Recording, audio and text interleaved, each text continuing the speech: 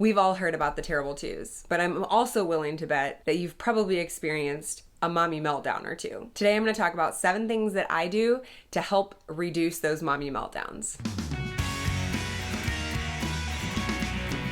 Hi, my name is Tammy Bartles, and welcome to my channel, Pursuit Over Perfection, where I encourage women to organize chaos one routine at a time. These 7 tips that I'm sharing, they're nothing new. You've probably heard them before, but it's something that putting them together and helping to recognize that these often cause us pretty big amounts of stress.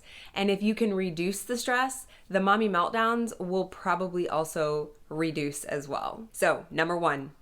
You gotta fold the laundry. It haunts you. It stays there in that chair or it's dumped out on your bed and you just walk past it and you keep thinking, oh, I need to fold that laundry.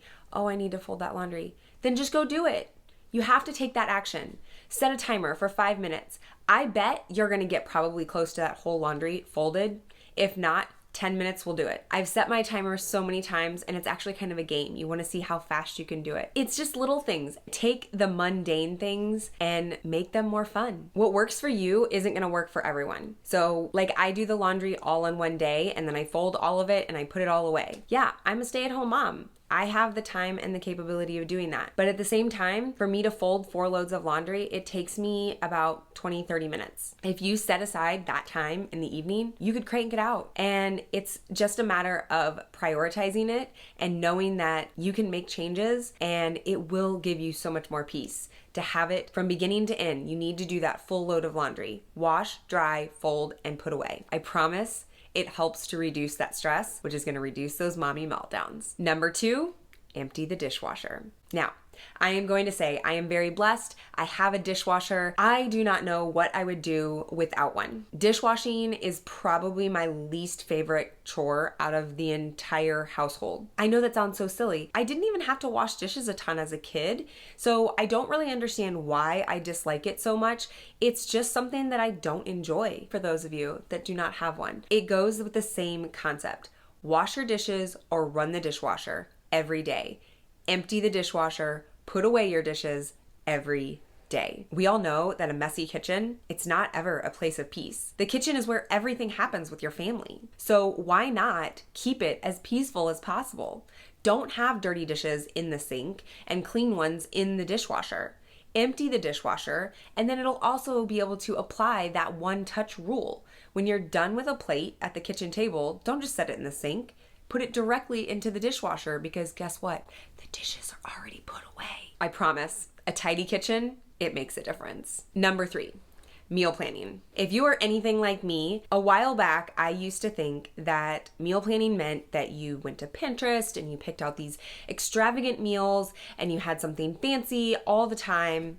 And that is just not me. I want you to know that meal planning does not have to be complicated. You can do your typical normal meal plans, but even if you have on your meal plan that it's gonna be a takeout night, that is still meal planning. Having a plan and knowing what you're going to be eating each night, and I've talked about this in a previous video, that it really does cut down on the stress of the household and on the budget. If you can plan for what is needed at each meal, you can buy groceries appropriately, you know they're here in the house, you're not making any last minute runs to the grocery store, you're not going to have to do a last minute go pick up takeout. I can tell a huge difference. I promise. I still skip on my meal planning days sometimes.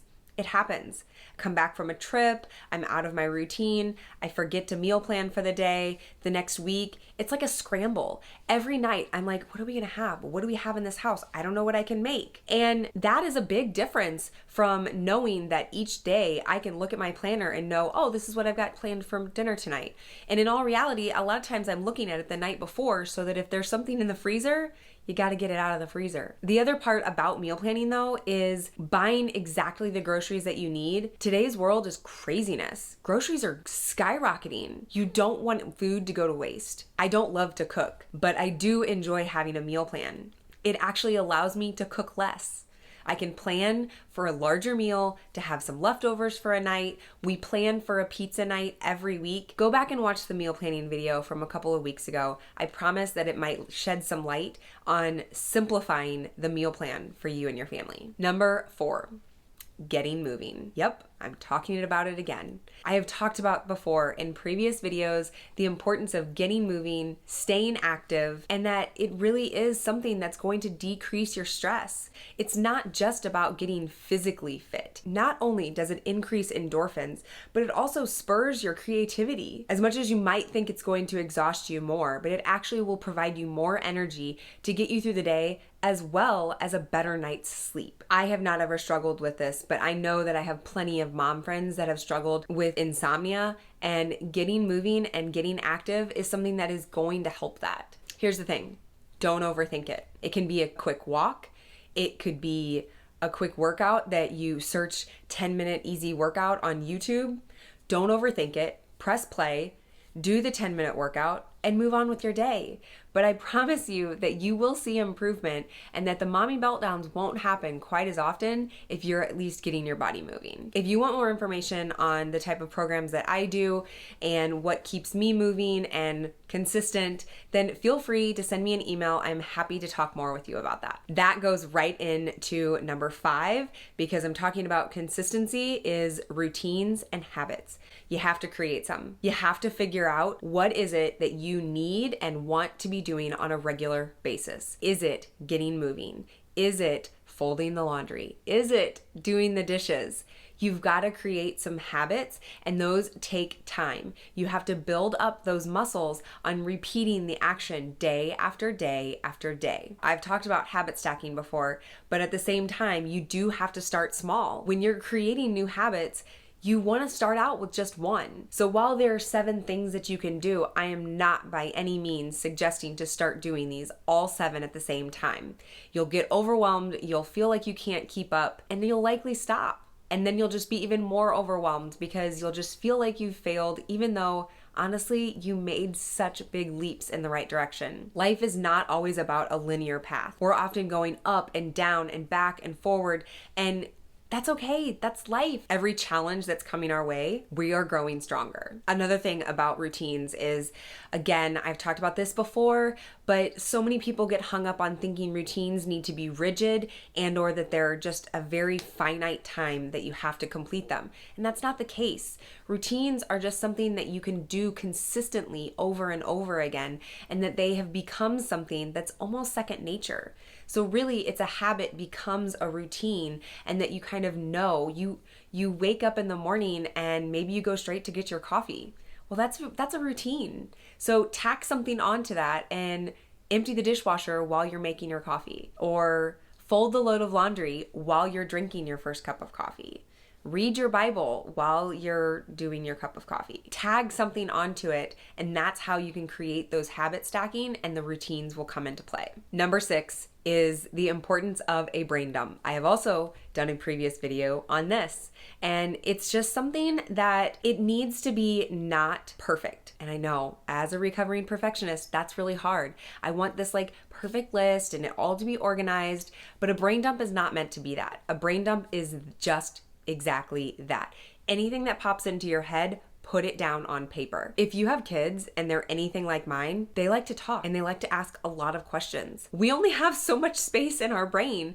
And so if we're trying to hold all of these ideas or something that would be really exciting to do a couple of months from now, we're not going to remember that a couple of months from now. We're trying to remember what the kids need to have for their lunches packed tomorrow. Just put it down on paper. That isn't where you need to organize things. That's just where you can put all of your things, whether it's a to-do or whether it's a reminder or whether it's something that you just need to keep track of. It all can just be in a little tiny notebook that you can carry around with you, and at least you'll know that it's written down somewhere. And then that goes right into number 7, which is to have a planner. I know that this is a very one or the other, that many people are very digital and other people are very much paper planners. I've said before, I am very much a team paper planner. I've talked about that I use the Agendio one. I can customize it. It makes it very nice for me to be able to do that. But sometimes you just need something as simple as the days of the week and what's going on.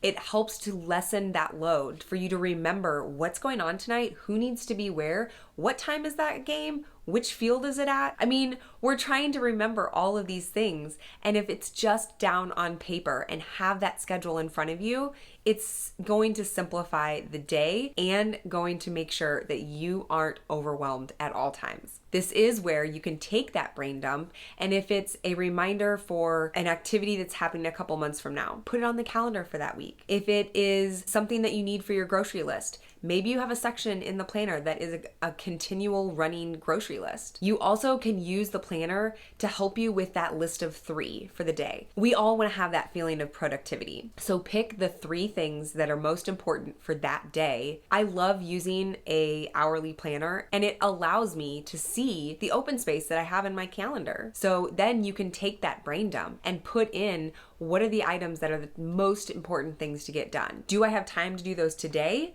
Or maybe I'm gonna plan those for tomorrow. It's a way for us to see as a family when we are jam-packed with our schedule and when we have downtime. And we need the downtime, not just me as the mom or you as the mom or the parent or the kid, but everyone needs downtime. And sometimes we need it togetherness and sometimes we need some alone time. When we have that downtime, it can really help to reduce those mommy meltdowns and in all reality, reduce the toddler and kid meltdowns as well. So I can't promise you that doing all of these things, you won't ever have a mommy meltdown again. But I can say that they definitely have decreased by me putting these into place. I'm also going to remind you, you can't do all the things at once. We try to put 48 hours into a 24-hour day, and you have to learn to say no and have those boundaries. We have to look for ways that we can reduce the overwhelm in our life. Don't try to do it all. Ask for help. Start with the baby steps and then build from there. So, what are you going to start with today? Which of these 7 areas do you already do and/or are you going to take action on? Comment down below. I'd love to hear more. Exciting news is that I am getting ready to take one-on-one clients. I'm going to be creating some routines and accountability with them to be able to reduce that overwhelm. If this is something you might be interested in, please comment down below, send me an email, reach out to me on Instagram and send me a DM. I would love so much for us to be able to see if this might be a good fit and how we could maybe work together. Share this with a friend. Maybe they are going through a rough patch as well, and seeing these as some reminders that they could create some consistency in their life. Not only will it maybe improve their life, but it also might help the whole family overall. Be sure to like this video and subscribe to my channel so that you can get all the rest of the videos about organizing chaos one routine at a time. I hope you have a blessed day.